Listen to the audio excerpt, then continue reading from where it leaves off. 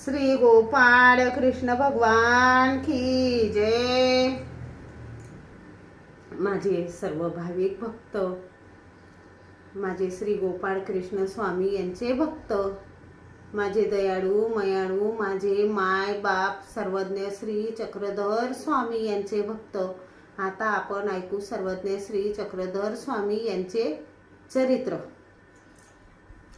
धर्म संस्थापनार्थाय संभवामी युगे युगे या गीतेतील नुसार कलियुगातील 5व्या सहस्रकाळात झालेला ज्ञानदाता श्री चक्रधर स्वामींचा अवतार हा उभयदर्शी अवतार होय।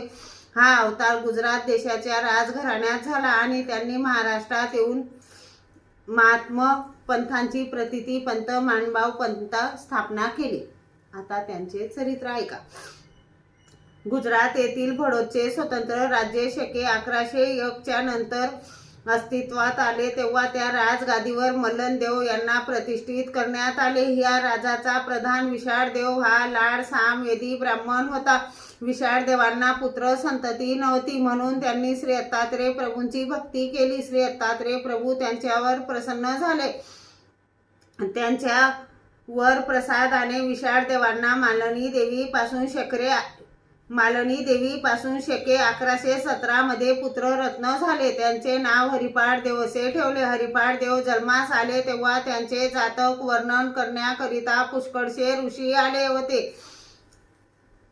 त्यात तोरणमल गुजरात राज्य येथील राहणारा कतळीनाथ हाही होता। प्रत्येकाने आपापल्या ज्ञानाप्रमाणे जातक आयुष्यात घडणाऱ्या घटना वर्णन केले, परंतु कतळीनाथाने काही वेगळेच सांगितले। तो म्हणाला, हा मुलगा वयाच्या 25व्या वर्षी मृत्यू पावेल आणि त्याचे शरीर एखादा योगी पुरुष घेईल, देहात प्रवेश करील। तेव्हा विशाळदेव म्हणाले, असे असेल तर इतर कोणी माझ्या पुत्राचा पतित देह घेण्यापेक्षा हे महाराज आपणच तो घ्यावा। आपली भविष्यवाणी खरी ठरली तर माझ्या पुत्राचा देह तुम्ही त्यांनी स्वीकारल्यास त्याचा मला आनंद वाटेल। तेव्हा कतळीनाथाने तथास्तु म्हणून अनुमती दर्शवली व तोरणमलास निघून गेला। कतळीनाथाने ज्योतिष वर्तवल्याप्रमाणे हरिपाळ देवाच्या वयाच्या 25व्या वर्षी भाद्रपद शुक्र 2 सकाळी 9 वाजता मृत्यू झाला। अग्निसंस्कारासाठी त्यांचे प्रेत स्मशानात आणले गेले। त्याच वेळी द्वारकेत कामाख्याच्या निमित्ताने श्री चक्रपाणी महाराजांनी स्वतःच्या देहाचा गुंफेत त्याग करून बडोद येथील स्मशानात आणलेल्या हरिपाळ देवाच्या मृतदेहात प्रवेश करून तो देह उठविला। प्रेतावरील वस्त्र हलू लागले। मुखावरील वस्त्र सारून हरिपाळ देवाने डोळे उघडले। हरिपाळ देव जमलेल्या जनतेकडे दर्याद्र दृष्टीने पाहू लागले। ही अपूर्व घटना पाहून लोकांना आश्चर्य वाटले व आनंदही झाला। लोक आनंदाने म्हणाले, कुमरूजी आला, कुमरूजी आला।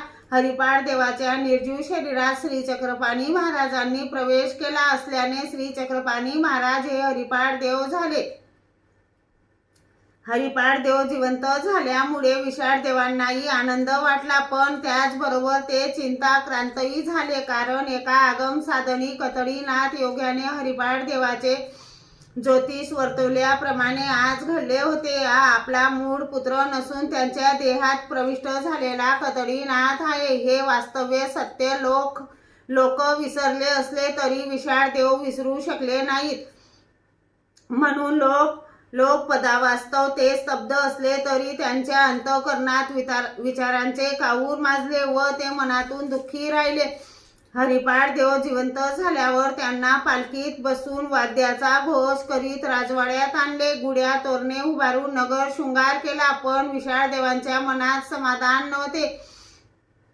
हे हरिपाळ देव खरे की खोटे या संदेहात ते होते। आपण ज्या कतळीनाथ योग्याला हरिपाळ देवाचे शरीर घेण्याविषयी विनंती केली होती तोच या शरीरात प्रविष्ट झाला असेल तर कतळीनाथाच्या त्यक्त देहाचा गिरीकंदरातून शोध घेऊन संशय नष्ट करावा, या हेतूने विशाळदेवाने आपल्या सेवक सैनिकांना दऱ्या डोंगर पाडी झाडीतून कतळीनाथाच्या देहाचा शोध घेण्यास पाठवले। कारण सिद्धिप्राप्त पुरुष राज्य वैभवाच्या व भोग लालसेच्या उद्देशाने आपले शरीर कडे कपारीत ठेवून इतरांच्या मृतदेहात शिरून विलास वैभवाचा उपभोग घेतात व विशाळदेव जाणून होते परंतु सेवकांनी कडे खपाऱ्या शोधूनही कतडी नाथाचा त्यक्त देह कोठे आढळून आला नाही. यामुळे विशाळ देवांना काहीसे समाधान वाटले. यानंतर आपली स्नुषा हरिपाठ देवाची पत्नी कमला देवीस हरिपाठ देवाचे प्रकृती अनुभव पाहण्यास सांगितले आणि कमला देवीने पूर्वीचे हरिपाठ व पुनर्जीवित हरिपाठ यात काहीच फरक जाणवत नाही असे अनुभव सांगितले. ही संशय कल्लोळाची परीक्षा पूर्ण झाल्यावर प्रधान विशाळ देव निर्धास्त झाले व त्यांचा संशय निघून गेला. श्री चक्रपाणी महाराज हरिपाठ देवाच्या देहात आल्यावर पूर्वीच्या हरिपाठ देवाप्रमाणे वर्तन करू लागले. अशीच त्यांची 12 वर्ष निघून गेली. या काळात तयांना कमला देवी पासून एक मुलगा झाला. त्यांचे नाव माईपाड देव असे ठेवले.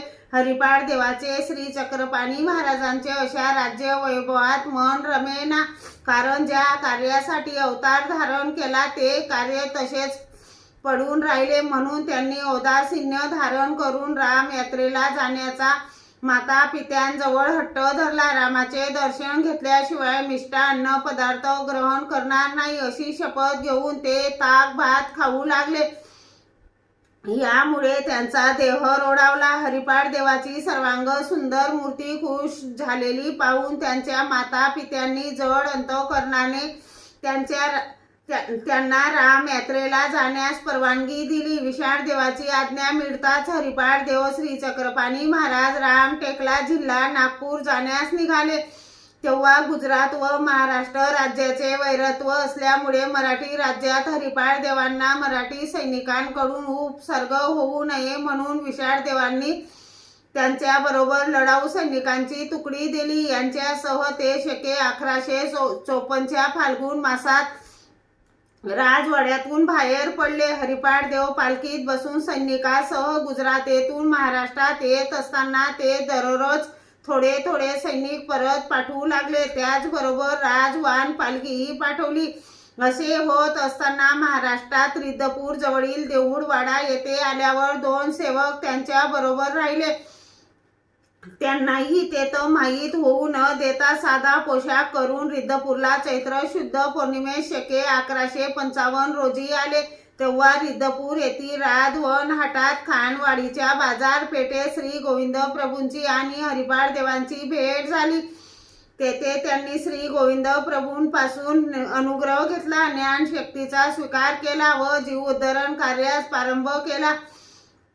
श्री गोविंद प्रभूंनी हरिपाठ देवाचे नाव श्री चक्रधर असे ठेवले. श्री दत्तात्रय प्रभू पासून श्री चक्रपाणींनी, श्री चक्रपाणींपासून श्री गोविंद प्रभूंनी व श्री गोविंद प्रभूंपासून श्री चक्रधर स्वामींनी ज्ञान शक्तीचा स्वीकार केल्यामुळे श्री चक्रपाणींचे अवर दृश्य व श्री गोविंद प्रभूंचे परदृश्य या दोन्ही ज्ञानशक्ती श्री चक्रधर स्वामींच्या अवतारात एकत्र झाल्यामुळे श्री चक्रधर स्वामी हे उभयदर्शी अवतार मनावले जातात.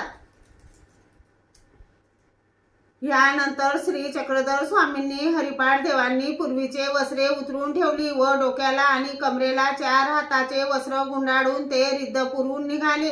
ही वेशभूषा संन्यास धर्माची नसून त्यांच्या विरक्तीची व उदासीनतेची निर्देशक होती. या उदास स्थितीत ते ताण लागली तरी कुणास पाणी पिण्यास मागायचे नाहीत. नदीच्या काठी जायचे आणि दोन्ही हात टेकून तोंडानेच पाणी पित असत. पायात प्राताने घालायची नाहीत, त्यामुळे रस्त्यावरील काटे रुतत असत. वनातून चालताना झाडाचे काटे अंगात रुतत असत, त्यामुळे त्यांच्या सुकुमार देहातून निघालेले रक्ताचे थेंब जणू रत्नामध्ये हिरे जळवल्याप्रमाणे चमकत असत. डोक्यावरील मोकळे केस झाडाला अडकले तरी ते आपल्या हाताने काढीत नसत. केस अडकल्यास स्वामी तेथेच उभे राहायचे. वाऱ्याने जेव्हा केस मोकळे होतील तेव्हा तेथून प्रयाण करायचे. भिक्षा घ्यायची असल्यास ती हातावरच घ्यायची आणि नदी काठी जाऊन तेथील कडक पायांनी स्वच्छ करून त्यावर हातातील अन्न ठेवून भोजन करायचे. उदास वृत्तीने राहणारे स्वामी कोणाशी बोलत नसल्यामुळे लोक त्यांना मुनी बाबा त्यांचा गोर वर्ण पाहून गोमटे देव आणि अंगावरील अपुऱ्या वस्त्रामुळे नग्न देव असे म्हणत. अशा प्रकारे स्वामींनी एकांत कालात 31 वर्ष 9 महिने व्यतीत केले.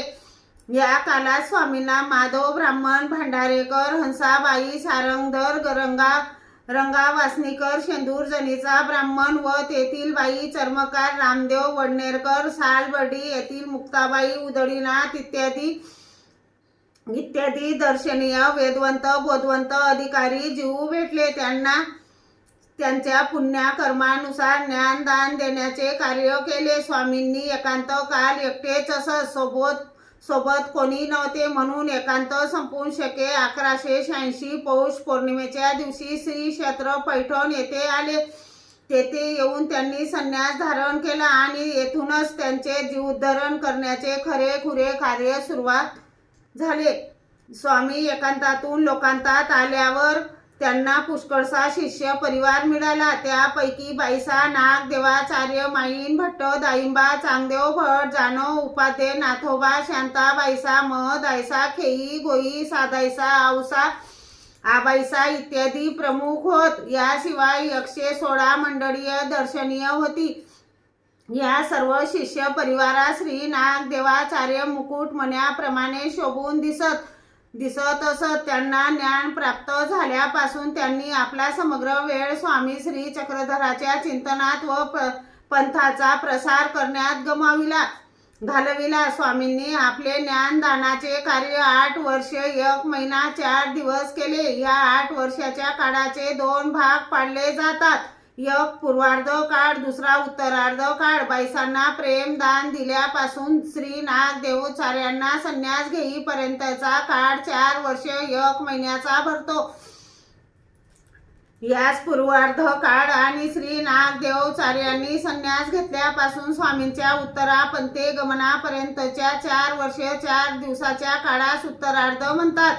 एकांकानंतर स्वामींनी 8 वर्षाच्या काळात महाराष्ट्रातील जनतेला मराठी भाषेतून व्यावहारिक व धार्मिक तत्वे सांगितली. उपदेश करताना अहंकाराचा लवलेश किंवा अन्य धर्माचा द्वेष नसे सांगितलेली तत्वे स्वामींनी प्रथम स्वतः आचरणात आणली, मग लोकांना सांगितली. ती अशी: अहिंसा, ब्रह्मचर्य, सत्य, प्रिय भाषण, सत्यार्जव, त्रिविधी, भूत मैत्री, दर्याद्रता, व्रत, त्याग, प्रवृत्ती धर्म, निवृत्ती धर्म, वैदिक धर्म, महाराष्ट्राविषयी प्रेम, निर्भयता, व्यवहार नीती इत्यादी अनेक आचार तत्वे जनतेला पटविण्याचा प्रयत्न केला. स्वामींनी आपल्या तत्वज्ञानात जीव, देवता, प्रपंच, परमेश्वर ह्या 4 वस्तू नित्य व अनादीच्या असल्याचे सांगितले.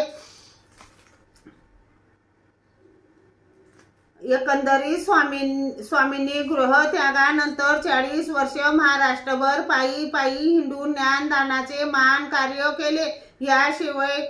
याशिवाय पुष्कळांना शित्यानंद, विद्यानंद दिला व काही अघटित कार्यही करून दाखवली, परंतु ती मोक्षाची साधन नाही असे सांगितले. श्री चक्रधर स्वामी आपले जीवोद्धरणाचे कार्य करीत असताना विरोधाचे वादळ उठले. ब्रह्मासान व महादाश्रय सारख्या वैदिक पंडितांना तथा पैठणातील महाजनांना स्वामींनी वैदिक मार्ग नष्ट केला असे वाटे, पण तशी वस्तुस्थिती नव्हती. उलट स्वामींनी वैदिक धर्माचे खरे ज्ञान लोकांना करून दिले. पण हेमाद्री प्रवृत्तीची विपरीत कल्पना होऊन त्यांना स्वामींचे कार्य रुचले नाही. म्हणून प्रधान हेमाद्रीने सहस्र सैनिक स्वामींकडे पाठवले, पण स्वामींनी आपले शिष्य श्री नागदेव यांच्याकडून त्यांचा प्रतिकार करून त्यांना पराभूत केले. यामुळे हेमाद्री आदी लोकांना स्वामींचे सामर्थ्य अनुभवास येऊन त्यांना शांत राहावे लागले. परंतु अशा लोकांकडून दुष्कृत्य घडू नये, पाप होऊ नये, त्यासाठी स्वामींनी महाराष्ट्रातून उत्तरेकडे जाण्याचा निश्चय केला. स्वामींनी बेलापूर जिल्हा अहमदनगर येथे असताना आपल्या पश्चात भक्तांनी कसे राहावे याचे समग्र ज्ञान नागदेवादी भक्तांना 7 दिवस केले. शेवटी श्री नागदेव भट्टांना आचार्य पद प्रदान करून त्यांना म्हणाले की तुम्ही भक्त मंडळीसह श्री गोविंद प्रभूंच्या सन्निधानात राहावे. असे सांगून माघ कृष्ण पक्ष चतुर्थी शके 1194 रोजी बेलापूरहून निघाले आणि क्रमवशे मुक्काम करीत रिद्धपूर जवळील धांबेरी येथे आले. तेथे श्री गोविंद प्रभूंची भेट घेतली. मग त्यांनी आपला समग्र परिवार त्यांच्या सांभाळी घातला. दुसरे दिवशी तेथून निघाले व 7 पुडा पर्वत ओंडाळून ते उत्तरेकडे निघून गेले. तिकडे अद्यापही विद्यमान आहेत. समकालात शिंगण कृष्णदेव महादेव रामदेव हे यादव राजे महाराष्ट्रावर राज्य करीत होते. स्वामी यादवांच्या राज्यात 40 वर्षे व भडोच येथे गुजरात राज्यात 12 वर्षे असे एकूण 52 वर्षे दक्षिण भारतात विद्यमान होते. त्यांना उत्तरेकडे जाऊन शके 1907 पर्यंत 713 वर्षे होतात. श्री गोपाळ कृष्ण भगवान की जय. सर्वज्ञ श्री चक्रधर स्वामी की जय.